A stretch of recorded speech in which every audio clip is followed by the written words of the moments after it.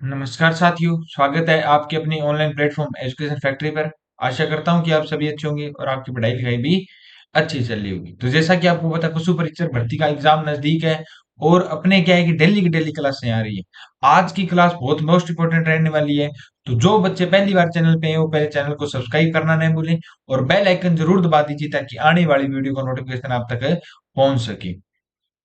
और दूसरा, अभी तक जिन बच्चों ने चैनल चैनल को सब्सक्राइब नहीं किया वो तो कर लेना।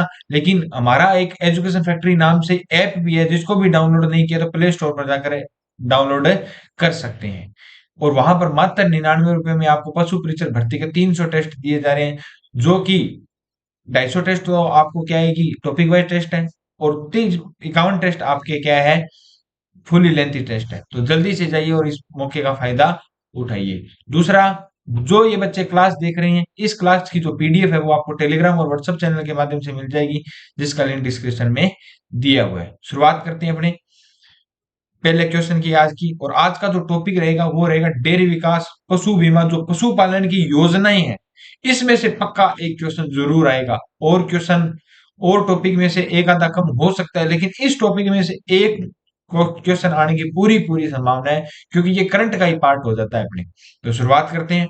मोस्ट इंपोर्टेंट क्लास रहने वाली है, तो जो बच्चे पहली बार चैनल पे आए हैं वो पहले चैनल को सब्सक्राइब करना नहीं भूले और बेल आइकन जरूर दबा दीजिए। शुरुआत करते हैं पहले क्वेश्चन की।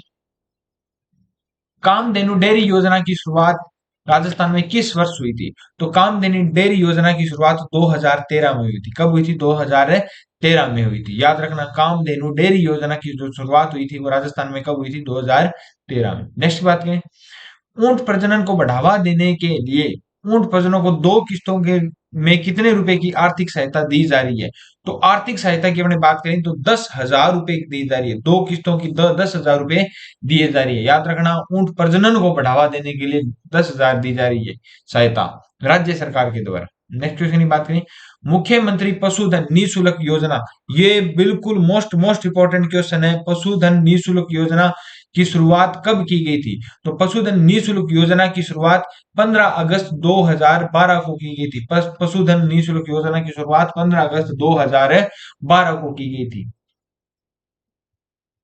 दुग्ध पशु उत्पादक की दुर्घटना में मृत्यु या स्थायी विकलांगता पर 5 लाख व आंशिक स्थायी विकलांगता पर 2.5 लाख रुपए की आंशिक बीमा राशि का प्रावधान किस योजना में किया गया? तो किस योजना में किया गया? अपने बात करें, राज्य सरस सुरक्षा कवच योजना, सरस सामूहिक आरोग्य योजना, मुख्यमंत्री दुग्ध उत्पादक संबल योजना, देवनारायण आवास योजना। तो राज्य सरस सुरक्षा कवच योजना के अंतर्गत क्या है कि जो स्थायी विकलांगता उसके 5 लाख रुपए और अस्थायी विकलांगता के लिए 2.5 लाख रुपए की क्या है, राशि का प्रावधान किया गया है। याद रखना, मोस्ट मोस्ट इंपोर्टेंट क्लास है। अपने को क्वेश्चन कर जाएंगे तो भी अपने से एक क्वेश्चन हो जाएगा भाई। पशुपालन विभाग द्वारा किस कार्यक्रम के तहत पशुपालकों को निःशुल्क व बिना लाभ हानि के चारा के मिनी किट वितरण किए जाते हैं?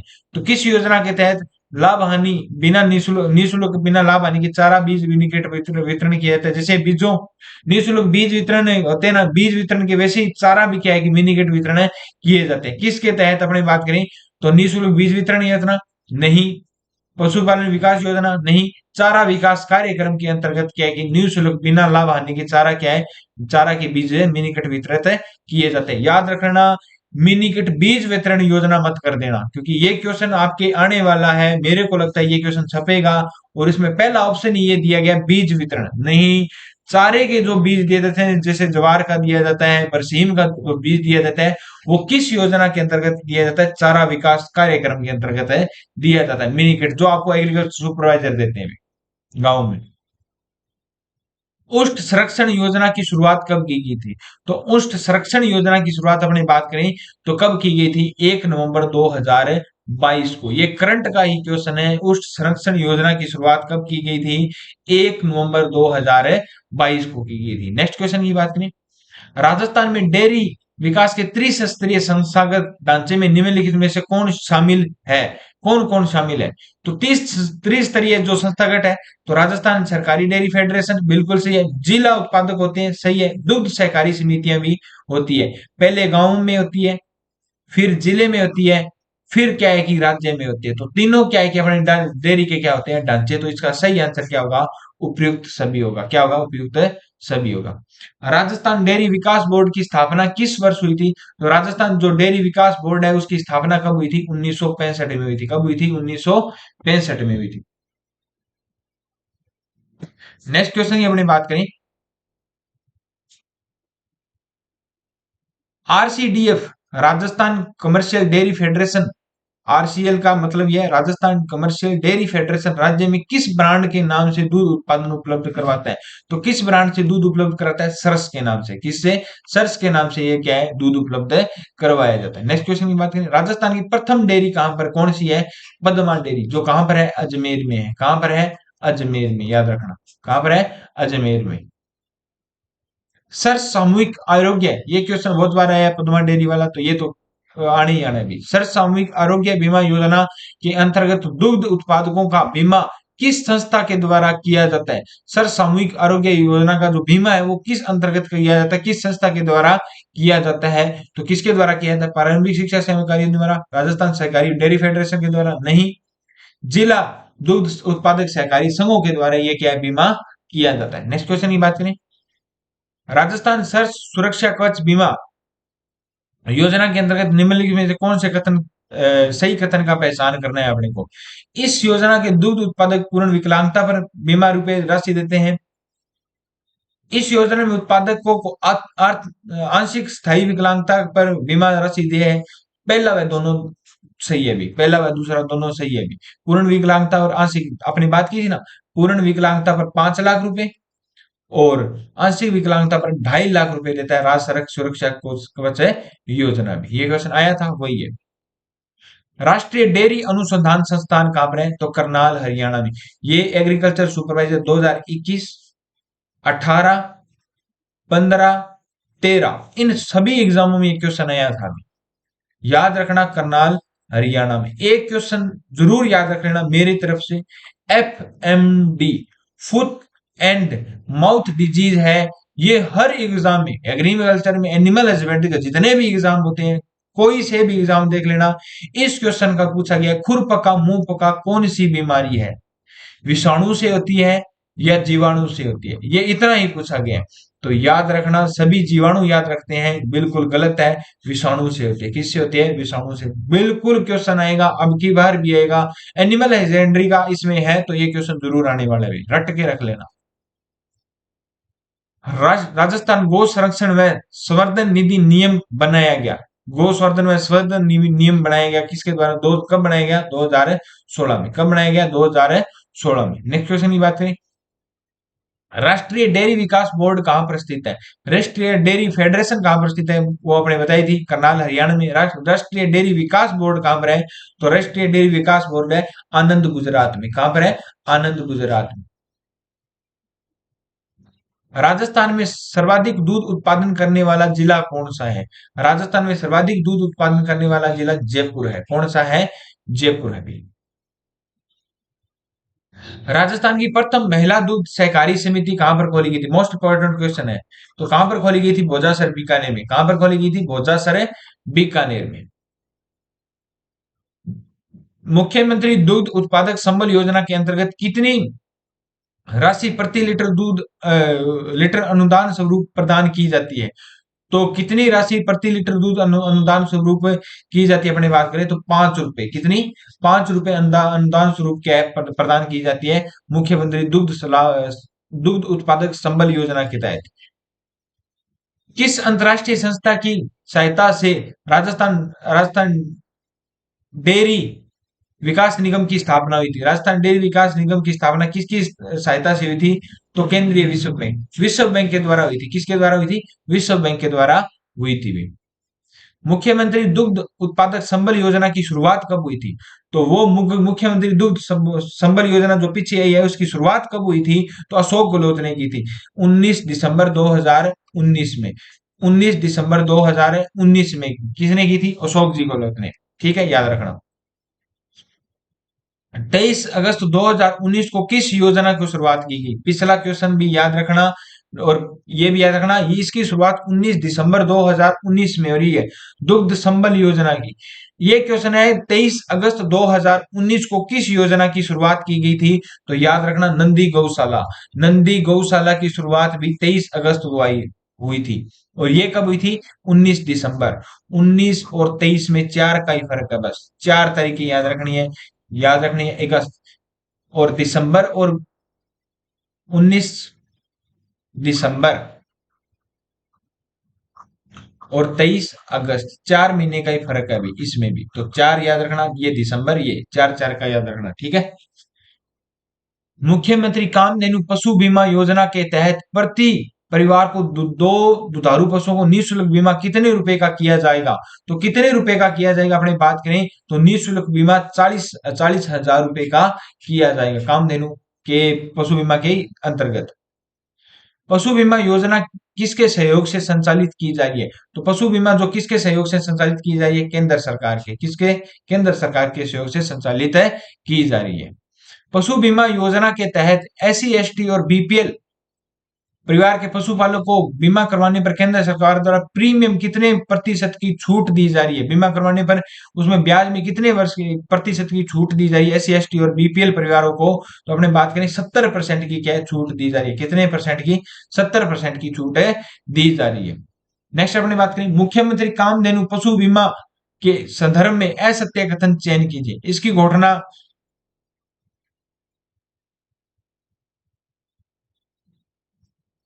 कामधेनु पशु बीमा योजना की घोषणा बजट 2023-24 में की गई थी। नेक्स्ट अपनी बात करें, इस योजना के तहत परिवार को अधिकतम 40 रुपए मिलेंगे, बिल्कुल सही है। करंट का क्वेश्चन है, भी याद रखना ये। इस योजना का लाभ लेने हेतु पशुपालक को 850 रुपए प्रति राशि प्रीमियम भुगतान करनी होती है। इस योजना का लाभ लाभार्थी महंगाई राहत कैंप के माध्यम से भी ले सकता है? नहीं, इस योजना का जो लाभ है लेने के तो पशुपालक को 850 रुपए प्रीमियम राशि भुगतान नहीं करनी होती भी। ये इसका असत्य कथन है, याद रखना। इसकी बजट कब, कौन से बजट में घोषणा की गई थी? 2023-24 में। क्वेश्चन ये आएगा, मुख्यमंत्री कामधेनु पशु बीमा योजना की जो घोषणा किस बजट में की गई थी? 2023-24 के बजट में। मोस्ट मोस्ट इंपॉर्टेंट क्वेश्चन है, रट के चले जाना भी। ये क्लास क्या है कि आप एक दिन पहले भी देख कर जाओगे तो उसमें से एक क्वेश्चन पक्का आ जाएगा। जरूर देखना इस क्लास को एक दिन पहले एग्जाम से। जो बच्चे पहली बार चैनल पे हैं वो पहले चैनल को सब्सक्राइब करना नहीं भूलें और बेल आइकन जरूर दबा दीजिए ताकि आने वाली वीडियो का नोटिफिकेशन आप तक पहुंच सके। दूसरा, अभी तक जिन बच्चों ने चैनल को सब्सक्राइब नहीं किया है वो पहले क्या है कि जल्दी से जाइए प्ले स्टोर पर एजुकेशन फैक्ट्री ऐप डाउनलोड कीजिए और वहां पर मात्र 99 रुपए में 300 टेस्टों का फायदा जरूर लीजिए भाई, ठीक है। और इस क्लास की जो पीडीएफ है वो आपको टेलीग्राम चैनल के माध्यम से प्रोवाइड हो जाएगी, जिसका लिंक डिस्क्रिप्शन में दिया है, उसे भी आप ज्वाइन कर सकते हो। नेक्स्ट अपने बात करें, पशुधन बीमा योजना को राज्य में क्रियान्वित की जिम्मेदारी किस विभाग की है? तो पशुधन बीमा योजना की जो राज्य पशुधन विकास बोर्ड के द्वारा की है, ये योजना क्रियान्वित किया गई है। मुख्यमंत्री कामधेनु पशु बीमा योजना की शुरुआत 6 दिसंबर 2023 को की गई थी। याद रखना 6 दिसंबर 2023 को, 6 दिसंबर 6 सॉरी 6 सितंबर सॉरी 6 सितंबर 2023 को, 6 सितंबर 2023 को। मोस्ट मोस्ट इंपोर्टेंट क्वेश्चन है, रट के चले जाना। और कहां से की गई थी ये अपने को याद रखना है। तो अपने बात करें कहां से की गई थी? गुलाबपुरा भीलवाड़ा से की गई थी। किससे की गई थी? गुलाबपुरा भीलवाड़ा से की गई थी 6 सितंबर 2023 को। 6 सितंबर 2023 को की गई थी। तो किसके द्वारा की गई थी? मुख्यमंत्री अशोक गहलोत के द्वारा की गई थी। अशोक जी गहलोत के द्वारा की गई थी, याद रखना, ठीक है। तो अशोक जी गहलोत के द्वारा की गई थी। और कब की गई थी? 6 सितंबर 2023 को। नेक्स्ट क्वेश्चन की बात करें, मुख्यमंत्री कामधेनु बीमा योजना 2023 के बारे में निम्नलिखित में कौन सा कथन सही नहीं है? इस योजना में से 20 लाख से अधिक पशुपालकों को लाभ होने की अपेक्षा है। राज्य के वर्ष 2023-24 के लिए बजट में इस योजना में व्यय करने के लिए रुपए 750 करोड़ का प्रावधान किया गया है। इस योजना के इस योजना के तहत प्रत्येक पशु बीमा की सीमा अधिकतम 40,000 की गई है। और अपने बात करें, नेक्स्ट है, एक पशुपालक जिनकी वार्षिक आय 8 लाख से अधिक है इस योजना के तहत पशुपालन के प्रत्येक पशु का अधिकतम 500 प्रति प्रीमियम राशि देया होगा। ये गलत है भाई, ये कथन सही नहीं है। 8 लाख से अधिक राशि वाला कोई इसमें प्रतिपद्य नहीं है बीमा योजना। इसकी शुरुआत कब की? 6 सितंबर 2023 को। कामधेनु डेयरी योजना में संबंधित कथनों में असंगत छांटिए। तो असंगत अपने को छांटना है। तो कुल व्यय 30% राज्य सरकार द्वारा वहन की जाएगी। 60% धनराशि बैंक के द्वारा, 3% ब्याज ऋण के रूप में ली जाएगी। लाभार्थी को 10% राशि खर्च करनी होती है। राज्य सरकार 40% की सब्सिडी प्रदान करेगी, नहीं करेगी भाई। राज्य सरकार 40% की क्या है कि सब्सिडी प्रदान नहीं करती, 30% राज्य सरकार वहन करती है। तो वो ऊपर लिखा हुआ है। राज्य में डेयरी विकास विभाग द्वारा किस वर्ष जिला उत्पादक सहकारी संघ की स्थापना की गई थी? किस वर्ष जिला उत्पादक सहकारी संघ की स्थापना की गई थी? तो अपने बात करें 1977 में। कब की गई थी? 1977 में की गई थी। नेक्स्ट क्वेश्चन की बात करें, कामधेनु डेयरी योजना के तहत लाभार्थी को 30 देसी गायों की एक डेयरी इकाई कितने चरणों में स्थापित करनी होती है? कामधेनु डेयरी योजना के 30 देसी गायों की जो डेयरी है वो कितने चरणों में स्थापित करनी होती है? तो 2 चरणों में स्थापित करनी होती है। 2 चरणों में स्थापित है करनी होती है। नेक्स्ट अपनी बात करें, पशु मिशन में केंद्रीय व राज्य का अंश कितने प्रतिशत है? 40 से 60%। 40:60। याद रखना, कोई भी योजना अगर आ जाए उसमें ये पूछा जाए भी केंद्र और राज्य का संबंध कितना कितना हिस्सा है, तो 60-40 कर देना, या 60-40 या 40-60 कहां पर भी दिया हो तो वो जरूर कर देना। केंद्र का पहले पूछा तो केंद्र हमेशा कम लगाता है, याद रखना। केंद्र हमेशा कम लगाता है, राज्य हमेशा ज्यादा लगाता है, क्योंकि राज्य की योजना है तो पैसा राज्य का ज्यादा लगेगा। और किसी भी योजना से पूछा जाए, अगर कोई भी एग्जाम में पूछा जाए तो आप ये कर देना भाई, ठीक है। नेक्स्ट क्वेश्चन की बात करें, देश की पहली कौन सी योजना है जिसमें पशुपालकों को एक ही स्थान पर दूध संकलन, विपणन व संस्करण की सारी सुविधाएं उपलब्ध करवाई जाती है? तो कौन सी योजना के तहत अपने बात करें तो देवनारायण आवासीय योजना। देवनारायण आवासीय योजना में किस योजना में भामाशाह कार्ड धारक पशुपालकों को पशुओं का अनुदानित प्रीमियमों के दरों पर बीमा किया जाता है? तो किस पे अपने बात करें तो भामाशाह की बात आ गई तो भामाशाह पशु बीमा योजना के तहत ही है क्या है, प्रीमियम पर बीमा किया जाता है। गौशाला बायोगैस सहभागिता योजना का मुख्य उद्देश्य क्या है? तो गौशाला सहभागिता योजना का मुख्य उद्देश्य क्या है कि गौशाला को आत्मनिर्भर बनाना। नेक्स्ट क्वेश्चन की बात करें, राजस्थान सरकार द्वारा गोपालन विभाग का गठन कब किया गया था? तो गोपालन विभाग का गठन कब किया गया था अपनी बात करें तो 13 मार्च 2014 में किया गया था। 13 मार्च 2014 में। पशु सिटी स्कैन से संबंधित देश का पहला राज्य कौन सा है? तो पशु सिटी स्कैन से संबंधित देश का पहला राज्य कौन सा है? राजस्थान है। कौन सा है? राजस्थान है भी। डेयरी संविधान की 7वीं अनुसूची के तहत किस विषय का है? तो डेयरी संविधान किस सूची का विषय है? राज्य सूची का विषय है, क्योंकि डेयरी केंद्र की भी है, राज्य की है। और डेयरी में जो संशोधन वगैरह करना है, जो योजना है, वो राज्य सूची के क्या है? विषय है। नेक्स्ट क्वेश्चन की बात करें, श्वेत क्रांति के जनक कौन थे? तो श्वेत क्रांति के जनक डॉक्टर वर्गीज कुरियन थे।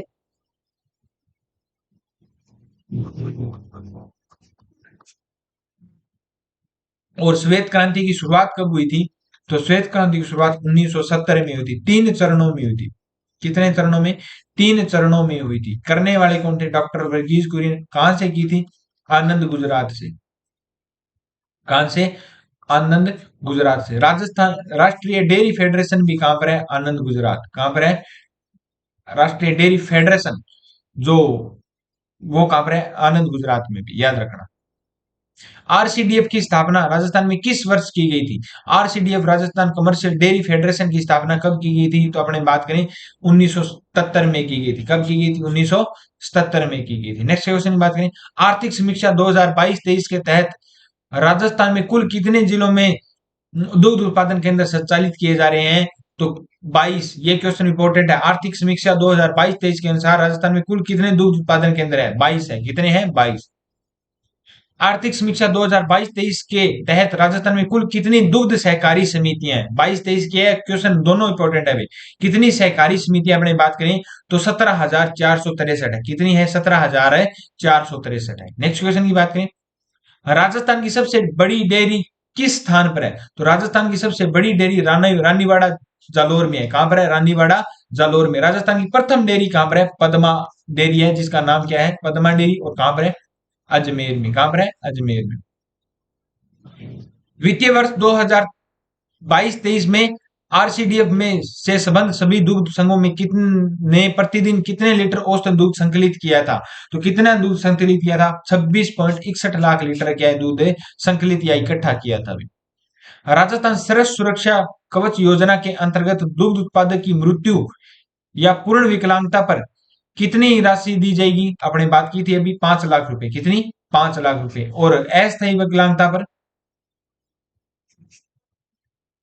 अस्थायी विकलांगता पर 2.5 लाख रुपए। कितनी? 2.5 लाख रुपए याद रखना। कितनी? 2.5 लाख रुपए। नेक्स्ट क्वेश्चन की बात करें। बजट घोषणा 2023-24 के तहत कितने नए मिल्क रूट चालू किए गए हैं? तो कितने नए मिल्क रूट चालू हुए हैं? 1000। कितने? 1000। नेक्स्ट क्वेश्चन की बात करें। बजट 2023 के तहत सर्स उत्पादों की डोर स्टेप डिलीवरी सुनिश्चित करने के लिए शहरों में कितने सर्स मित्र बनाने की घोषणा की गई थी? 1000। कितने सर्स मित्र? 1000 सर्स मित्र बनाने की क्या की गई थी? घोषणा की गई थी। राजस्थान में उरमुल डेयरी कहां पर है? तो उरमुल डेयरी की अपने बात करें तो बीकानेर में। कहां पर है? बीकानेर में। वर्मुल वर्मुल डेयरी की बात करें तो वर्मुल हनुमानगढ़ में। कहां पर है? हनुमानगढ़ में। याद रखना, वर्मुल हनुमानगढ़ में।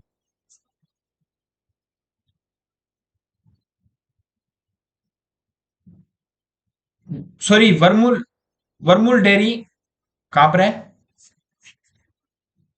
वर्मुल डेयरी जो Shri Ganganagar dairy search dairy है वो गंगानगर में है, वो हनुमानगढ़ में है। वर्मुल डेयरी जोधपुर। नेक्स्ट क्वेश्चन की बात करें। राजस्थान में प्रमुख डेयरियों के युग्मन में असम्मिलित युग्म है। वर्मुल डेयरी जोधपुर सही है। Gangmool dairy, sorry, Gangmool dairy है जो गंगानगर में है। गंगानगर में नहीं, हनुमानगढ़ में ही है। गंगमूल डेयरी हनुमानगढ़ में। उर्मुल डेयरी कहां पर है? बीकानेर में। पद्मा डेयरी कहां पर है? तो पद्मा डेयरी जयपुर में नहीं है। पद्मा डेयरी कहां पर है? सॉरी, अजमेर में है। कहां पर है? अजमेर में। कहां पर है? अजमेर में। गंगमूल डेयरी हनुमानगढ़ में भी। कहां पर है? हनुमानगढ़ में। गंगानगर में नहीं है। ये गंगानगर डेयरी फेडरेशन के नाम से है, जो कहां पर स्थित है? हनुमानगढ़ में। कहां पर है? हनुमानगढ़ में। याद रखना। नेक्स्ट क्वेश्चन की बात करें। राजस्थान गाय के दूध का पीलापन किसके कारण होता है? तो ये एक साथी था, मैंने पहले भी ये क्वेश्चन करवाया था। तो उसने मेरे को क्या है कि एक कमेंट करके बताया था, सर आपने क्या है कि ये गलत बताया, गाय का पीला रंग केरोटीन के कारण नहीं होता। और उसने, मैंने पूछा भी कमेंट में, उसने पूछा, उससे बताया भी ये उसका सही आंसर क्या होगा, तो उसने केरिका जेंथिन बताया था। तो दोस्तों आपको बता दूं, केरिका जेंथिन किसमें होता है? पपीता में होता है। केरिका पपाया, केरिका जेंथिन उसमें वर्णक होता है, तो वो उसी का है। तो ज्यादा अपना दिमाग ना लगाएं। जो गलत होगा वो मैं अपने आप स्वीकार करूंगा, और जो सही होगा तो मैं आपको गलत करवा के करे क्या फायदा। और सभी को पता है भी केरोटीन एक वर्णक पाया जाता है, एक प्रकार की प्रोटीन है, जिसके कारण क्या है कि गाय का पीला रंग होता है। गाय के दूध का पीला रंग होता है। और सफेद रंग किसके कारण होता है? केसिन प्रोटीन के कारण होता है। किस प्रोटीन के कारण? केसिन प्रोटीन के कारण। तो मिलते हैं नेक्स्ट क्लास में।